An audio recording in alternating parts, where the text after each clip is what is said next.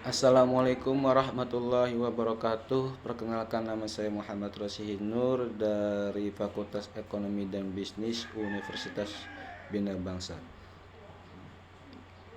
Di sini saya akan mempresentasikan tugas dari Bapak Dr. Ade Manggala, SE MAK, pengampu mata kuliah Corporate Governance.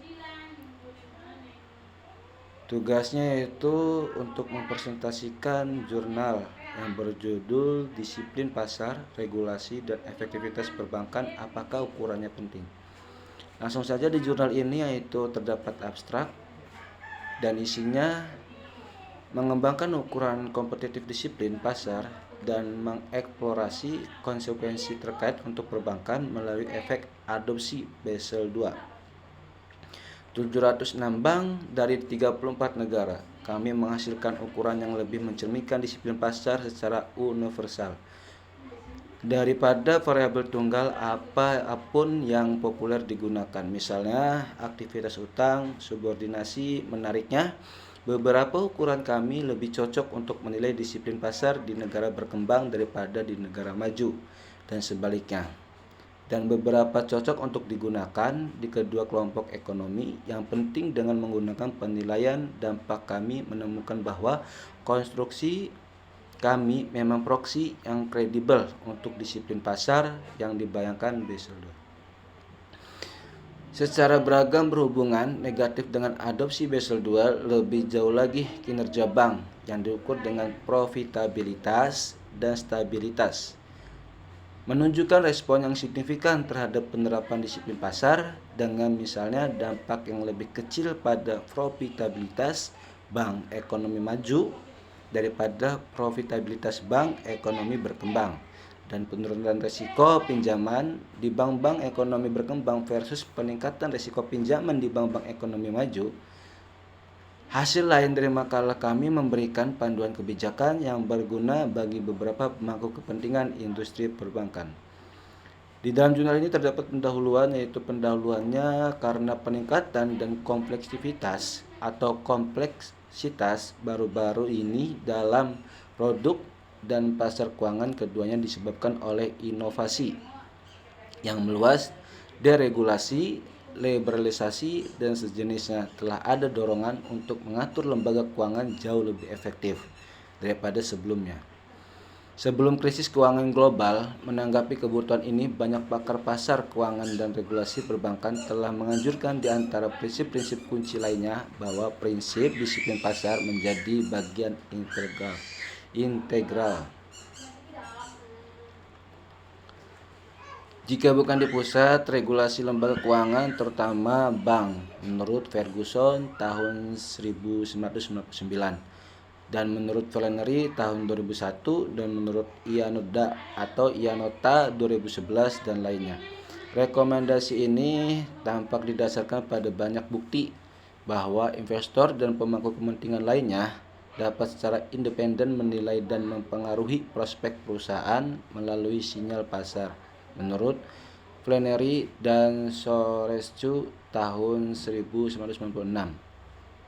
Misalnya, setelah KKG 2007, para deposan menanggapi kerapuhan bank dengan menarik tuas disiplin pasar dan dengan demikian menempatkan cek pada bank yang mungkin secara tidak bijaksana mengambil risiko tambahan dalam menghadapi ketidakstabilan sistematik yang berlangsung.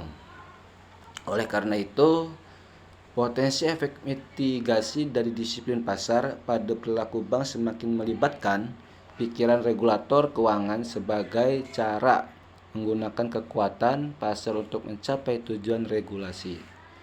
Bahkan Basel Committee on Banking Supervision atau BCBS telah mengusulkan prinsip disiplin pasar sebagai salah satu dari 3 pilar yang harus menopang arsitektur regulasi bank menurut Basel 2004. Dan mengandalkan aktivitas hutang perusahaan subordinasi sebagai cerminan dari luas dan kemanjuran disiplin pasar menimbulkan pertanyaan penting yang juga dibahas dalam makalah ini. Apakah ukuran yang tepat dari disiplin pasar dalam ekonomi berkembang? Dengan kata lain, jika prinsip disiplin pasar perlu menjadi pusat arsitektur regulasi, bagi bank prinsip tersebut harus menilai pasar obligasi alat kedisiplinan pasar, apalagi yang akan memungkinkan regulator dan pembuat kebijakan untuk tidak hanya mengukur kemanjuran disiplin pasar, tetapi juga menunjukkan kepada mereka cara terbaik untuk memperkuat disiplin pasar. Intinya di sini adalah bahwa jika disiplin pasar dijadikan bagian integral dari sistem regulasi efektif yang dibayangkan, itu harus dapat diukur sehingga memungkinkan penilaian sejauh mana ia memenuhi tujuan regulasi yang dibayangkan atau diharapkan. Oleh karena itu, mengingat pentingnya disiplin pasar yang diterima dalam peraturan bank, suatu kepentingan yang juga sangat dijunjung tinggi oleh Basel Committee on Banking Supervision atau BCBS, dan telah dimasukkan ke dalam serangkaian persyaratan peraturan perbankan utama. Kami berpendapat bahwa karena sifat pasar modal negara berkembang yang berkembang atau kurang berkembang, ukuran disiplin pasar yang dapat diterapkan secara lebih universal yang tidak, misalnya bergantung pada ketersediaan pasar utang subordinasi, diperlukan kami mengendalikan bahwa ada proksi yang masuk akal. Alternatif yang cocok untuk mengukur tingkat dan atau kemanjuran disiplin pasar di industri perbankan yang beragam terutama dari negara berkembang. Selanjutnya, kami berpendapat bahwa proksi disiplin pasar lainnya ini dapat menjadikan suplemen atau pengganti aktivitas pasar utang subordinasi. Mengingat perbedaan yang digariskan antara negara berkembang dan negara maju, dan ketergantungan yang berlebihan pada aktivitas pasar utang subordinasi yang membatasi sebagai alat dan ukuran disiplin pasar pilihan. Tujuan kami dalam makalah ini adalah untuk memberikan ukuran kompetitif disiplin pasar yang dapat lebih mencerminkan realitas ekonomi pasar berkembang. Tujuan kedua kami adalah untuk memastikan tingkat dan evolusi disiplin pasar di negara berkembang ekonomi maju, terutama sehubungan dengan langkah-langkah kompetitif kami yang berkembang dari disiplin pasar. Pemeriksaan khusus ini cukup kritis sehubungan dengan validitas dan keandalan proksi disiplin pasar kami yang berkembang. Dengan kata lain, dalam konteks prinsip disiplin pasar yang dibayangkan Basel II, sejauh mana proksi disiplin pasar kita yang berkembang berfungsi sebagai ukuran yang kredibel untuk tujuan ini. Pandangan kami adalah bahwa langkah-langkah ini harus ditunjukkan sebagai pengganti yang kredibel untuk disiplin pasar tipe Basel II, tercermin dari cara adopsi atau implementasi oleh suatu negara atau ditunjukkan agar sesuai disiplin pasar. Fungsi pemantauan mempengaruhi tata kelola perusahaan. Selanjutnya, untuk menilai pengaruh dan pentingnya pasar disiplin pada kinerja bank, kami juga memperkirakan evolusi profitabilitas dan stabilitas bank selama periode tahun di mana negara dan bank terkaitnya mengadopsi prinsip disiplin pasar sesuai dengan persyaratan Basel II. Hasil dari kami menyoroti beberapa kontribusi penting untuk literatur menerapkan analisis komponen utama pada variabel perilaku pasar yang relevan. Secara teoritis, kami dapat memperoleh ukuran disiplin pasar yang penting dan kompetitif.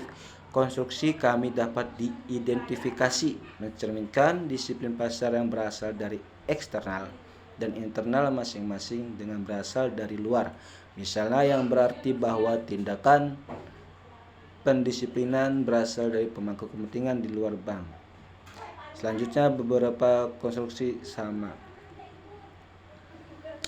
Dan latar belakang dari penelitian ini atau dari jurnal ini yaitu mengingat pentingnya pasar utang sebagai sumber utama keuangan. Jadi pasar utang itu sebagai sumber utama keuangan eksternal untuk produksi secara universal dan dominasi bank dalam peran pendanaan eksternal ini.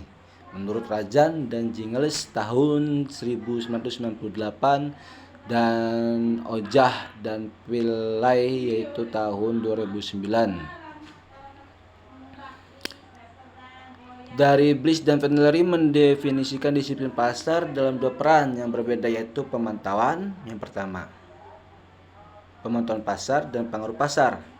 Dalam pemantauan pasar itu menunjukkan bahwa pelaku pasar harus dapat mengevaluasi bahwa kondisi keuangan perusahaan dan dengan demikian menggunakan pengetahuan tersebut dalam menentukan harga sekuritas perusahaan.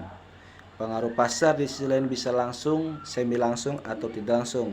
Menurut Hamalainen tahun 2006, investor dapat secara langsung mempengaruhi bank melalui negosiasi untuk mencegah eksposur risiko, atau secara semi langsung melalui sinyal perubahan harga sekuritas atau penjualan. Jadi di sini investor itu dapat mempengaruhi secara langsung untuk bank ya. Jadi secara semi langsung melalui sinyal perubahan harga sekuritas atau penjualan investasi di bank, pengaruh tidak langsung terjadi ketika tindakan pengaturan diprakarsi baik oleh badan pengatur atau pemangku kepentingan karena sinyal dari pengaruh langsung atau semi langsung atau keduanya. Disiplin pasar akan sangat efektif di pasar yang sempurna. Jadi disiplin pasar itu sangat efektif di pasar sempurna dan tidak efektif di pasar tidak sempurna. Dengan informasi yang sempurna, persaingan terbuka, dan di pasar tanpa eksternalitas atau biaya agensi menurut Scott tahun 2004. Namun, pasar yang sempurna seperti itu jarang ada dalam kenyataan dan terutama tidak di negara berkembang. Namun, Basel Committee on Banking Supervision telah mengusulkan prinsip disiplin pasar sebagai salah satu dari 3 pilar untuk menopang arsitektur regulasi industri perbankan sebagai pilar ketiga dari Basel Capital Accord Disiplin. Langsung saja di sini saya akan menjelaskan tentang hasilnya. Hasil dari jurnal penelitian ini yaitu dilihat dari hasil penelitiannya.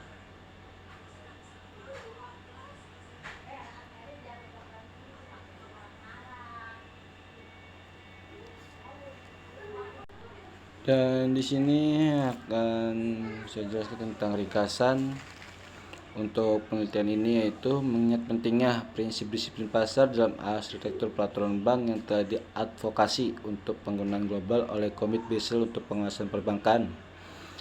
Kami mengeksplorasi jawaban atas kekhawatiran penting seputar ketidakpastian atau kepraktisan penerapan disiplin pasar dan sejauh mana dampak yang dibayangkan di berbagai tingkat pendapatan.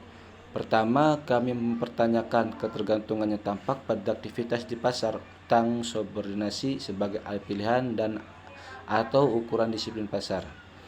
Dan khususnya mengingat kenyataan bahwa sebagian besar pasar modal di negara berkembang memiliki pasar utang korporasi publik yang terbatas atau tidak sama sekali.